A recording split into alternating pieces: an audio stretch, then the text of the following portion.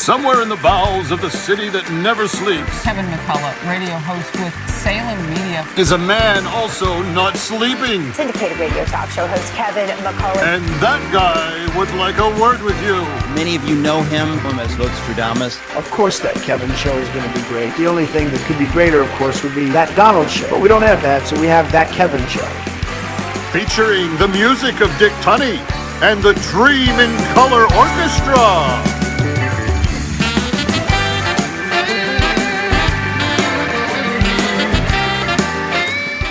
And tonight, former press secretary, the Sean Spicer with debate reviews.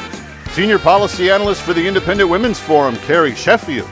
And activated supermom, Jacqueline Toberoff. And he has the top 5 songs on iTunes without a record deal. Oliver Anthony in the spotlight. So live from Times Square, where the rich men are much further north of Richmond, here's that Kevin!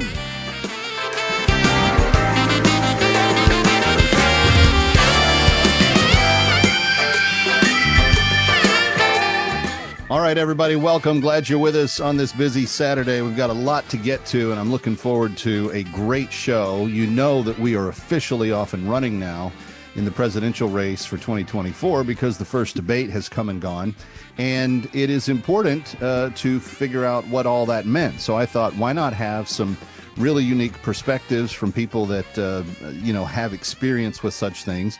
And I thought, perfect. We'll just have former press secretary Sean Spicer on, because he used to set these things up. He knows about how to run them, and he knows what a headache it is.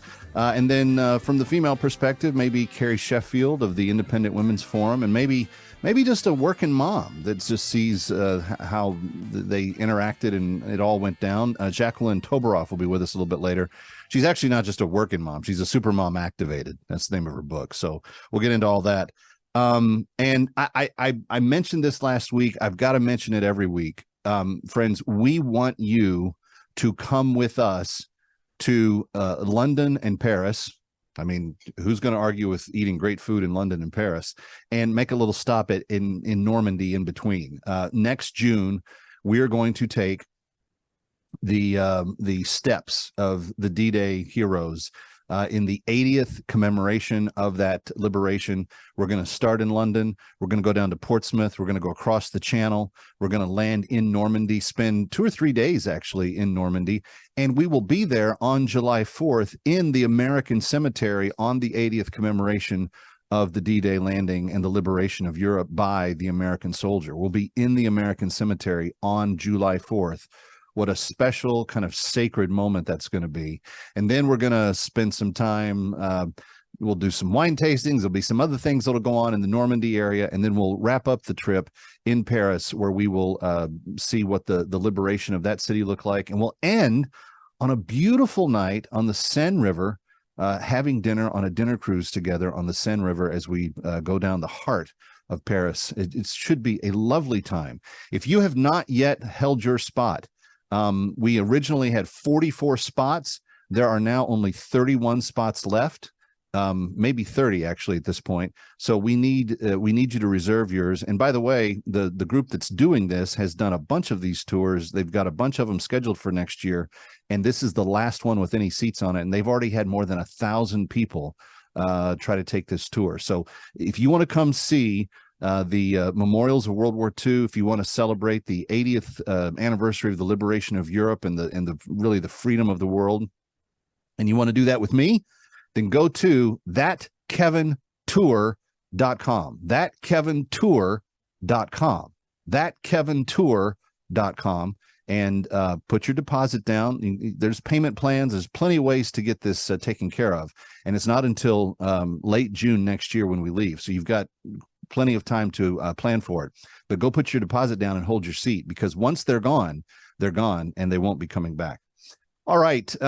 I believe it or not, even with the mugshot and the arrest and the debate, on Friday afternoon, this story came across my desk, and I thought, this is what I have to talk about this weekend on That Kevin Show. Friends, we've entered a period of time where there are signs all around us that the ones who wish our form of representative government, they wish it dead. In fact, they hope that it won't survive this presidential term. Joe Biden starting to say the quiet part out loud, talking about what a great day it would be for you to give money to his campaign. And he released that tweet at the very moment that Donald Trump was being arrested in Georgia. At the very moment, he sends out a tweet and says, what a perfect day, what a great day it would be for you to give a donation to my campaign. How much more does that need to can that sink in, that for you to understand that this is a man who's prosecuting his political enemy, just like Marx or Stalin. And what he is doing at the end of the day is saying, those who really want to be on the inside, you really should give me money. And this is the extortion racket that the Biden family's been about. But now he's doing it in office. Now he's doing it with his eyes wide open and the whole nation watching. If you want to be on my good side, if you want to be one of the good guys, give money to my campaign. But it's not just the administration. It's all of the left across the country. And there's two more stories I want to get into. One is in Montgomery County, Maryland, where this week an Obama appointee judge made the determination that parents who are uncomfortable with what is going to be taught in their school this year, this fall, just a couple of weeks from now, they are not allowed. Listen to this. Listen very carefully. Stop doing whatever else you're doing and listen to me on this. The parents that are concerned about what I would consider to be pornographic and inappropriate material being brought into the elementary school that their children attend were told by an Obama-appointed judge that they are not allowed to exempt their children from the classes where the material will be covered. Now, just who the hell does this judge, do these teachers, do the superintendent at that school think they are? I don't care if it's about LGBTQ stuff or if it's about pickup trucks. If I don't want my child to be there in attendance on that day to observe whatever you're teaching them simply for no reason at all, because I'm the parent, I have the right to do that. You have zero rights to my child's mind, heart, body, and custody. And the real insidious thing about this is that the superintendent defied these parents, fought them hard. When they took it to court, I'm sure that the parents thought, surely the court will find reasonableness in this and that they will side with a parent's right to determine their child's future. No, the judge didn't. Now, is this going to go on appeal? I hope so. Will it go up the chain? I hope so. Can we get a Supreme Court precedent from this? I don't know, maybe. But by the time all of that happens, do you know how much time we have lost in the process? This is, I don't care what other issue you have on the ballot this year.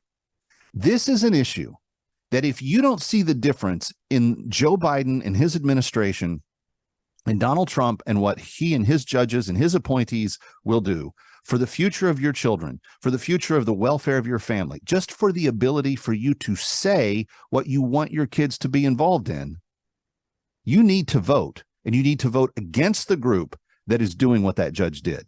And that's the current administration. There's one more story I want to get to, and it's kind of similar in form, but you'll see the general idea here, and it has to do with parents being told that they couldn't walk into their local public school.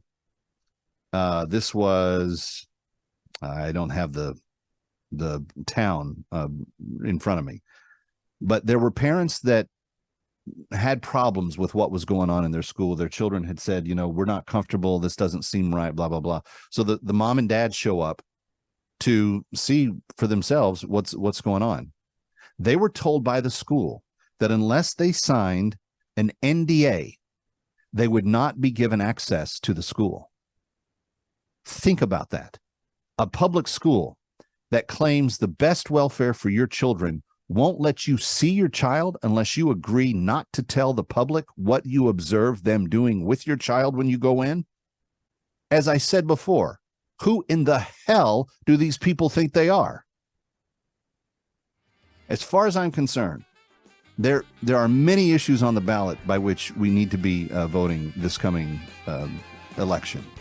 But in terms of the rights of parents and the rights of children to have the innocent childhood that their parents want them to have, there is no bigger issue on the ballot than what's going to happen in these school boards with these judges and the judges that need to be appointed to replace the ones that are creating these problems.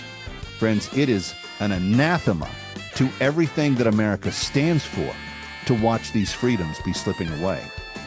And not really slipping away. Joe Biden looking you in the face, laughing at you, saying, today would be a good day for you to give me some money. I'm Kevin McCullough. We got a big show for you. And Oliver Anthony, you know that singing sensation with the funny little exciter guitar? He joins us tonight.